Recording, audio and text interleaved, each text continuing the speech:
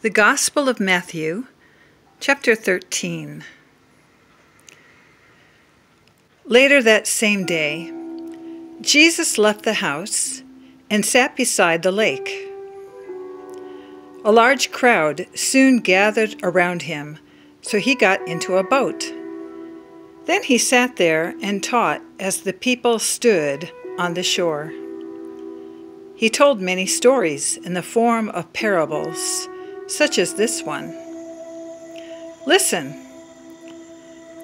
A farmer went out to plant some seeds. As he scattered them across his field, some seeds fell on a footpath, and the birds came and ate them. Other seeds fell on shallow soil with underlying rock. The seeds sprouted quickly because the soil was shallow, but the plants soon wilted under the hot sun. And since they didn't have deep roots, they died. Other seeds fell among thorns that grew up and choked out the tender plants. Still other seeds fell on fertile ground, and they produced a crop that was 30, 60, and even 100 times as much as had been planted.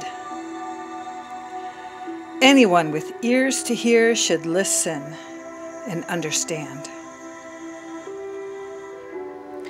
His disciples came and asked him, "Why do you use parables when you talk to the people?"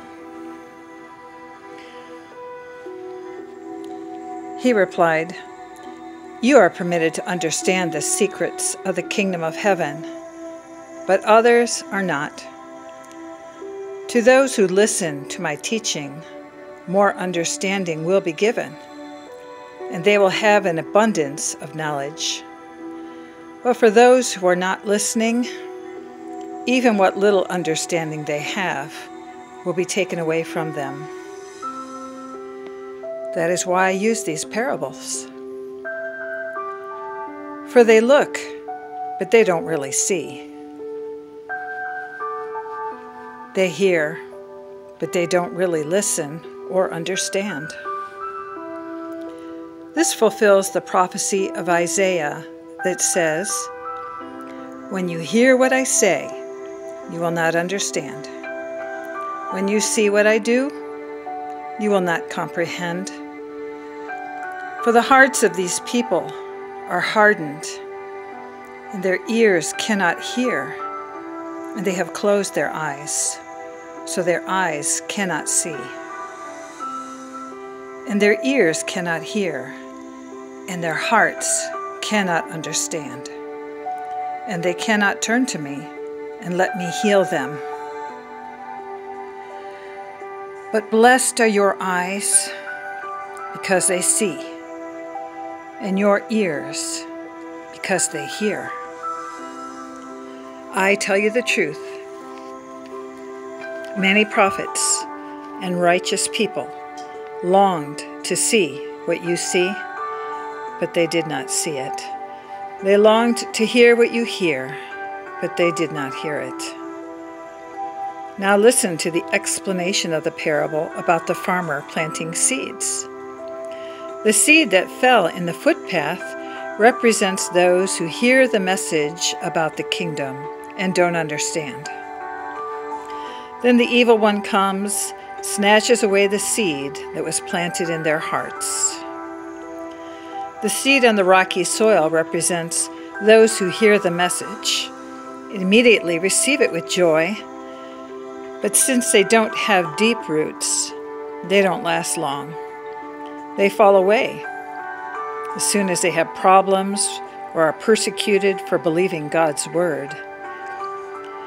The seed that fell among the thorns represents those who hear God's word, but all too quickly the message is crowded out by the worries of this life and the lure of wealth, so no fruit is produced. The seed that fell on good soil represents those who truly hear and understand God's word, and produced a harvest of 30, 60, or even 100 times as much as had been planted.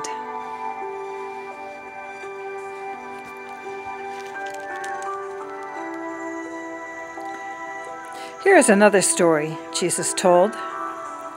The kingdom of heaven is like a farmer who planted good seed in his field. But that night, as the workers slept, his enemy came and planted weeds among the wheat, then slipped away. When the crop began to grow and produce grain, the weeds also grew.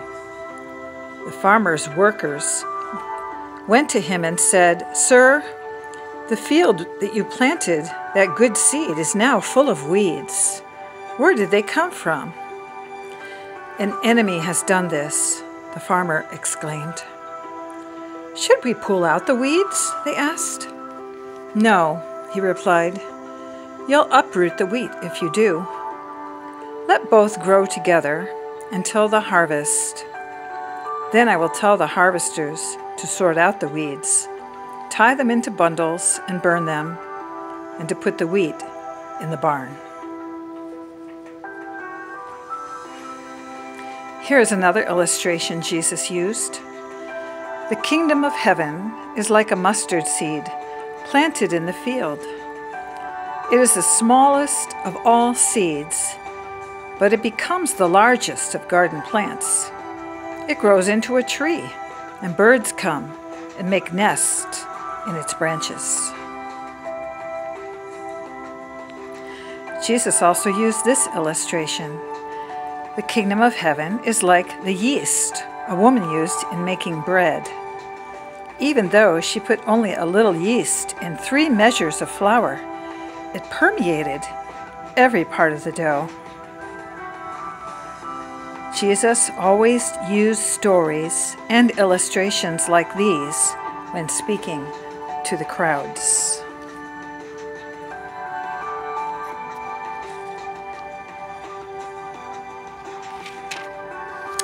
In fact, he never spoke to them without using such parables.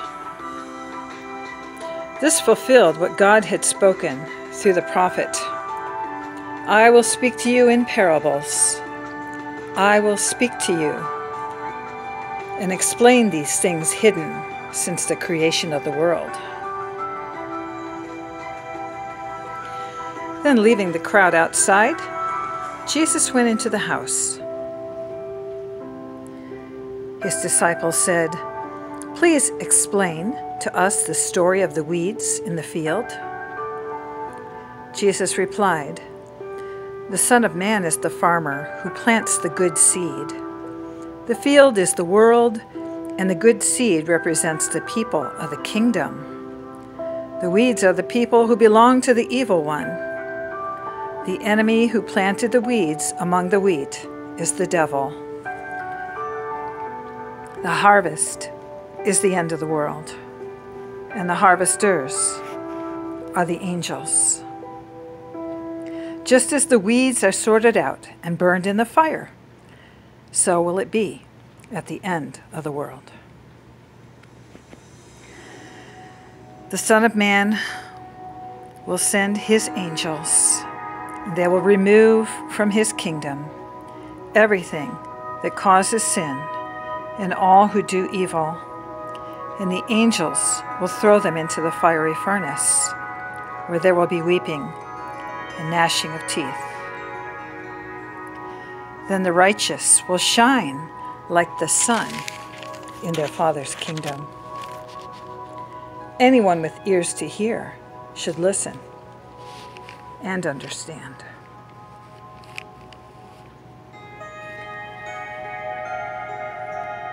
The kingdom of heaven is like a treasure that a man discovered hidden in a field. In his excitement, he hid it again and sold everything he owned to get enough money to buy the field. Again, the kingdom of heaven is like a merchant on the lookout for choice pearls. When he discovered a pearl of great value, he sold everything he owned and bought it. Again, the kingdom of heaven is like a fishing net that was thrown into the water and caught fish of every kind. When the net was full, they dragged it up onto the shore, and they sat down and sorted the good fish into crates, but threw the bad ones away. That is the way it will be at the end of the world. The angels will come and separate the wicked people from the righteous, throwing the wicked into the fiery furnace, where there will be weeping and gnashing of teeth. Do you understand all these things? Yes, they said, we do. Then he added, every teacher of religious law who becomes a disciple in the kingdom of heaven is like a homeowner who brings from his storeroom new gems of truth as well as old. When Jesus had finished telling these stories and illustrations, he left that part of the country. He returned to Nazareth, his hometown. When he taught there in the synagogue, everyone was amazed and said, where does he get this wisdom and the power to do miracles? Then they scoffed, he's just the carpenter's son, and we know Mary, his mother, and his brothers, James, Joseph, Simon, and Judas. All his sisters live right here among us. Where did he learn all these things? And they were deeply offended and refused to believe in him. Then Jesus told them, a prophet is honored everywhere, except in his own hometown and among his own family. And so he did only a few miracles there because of their unbelief.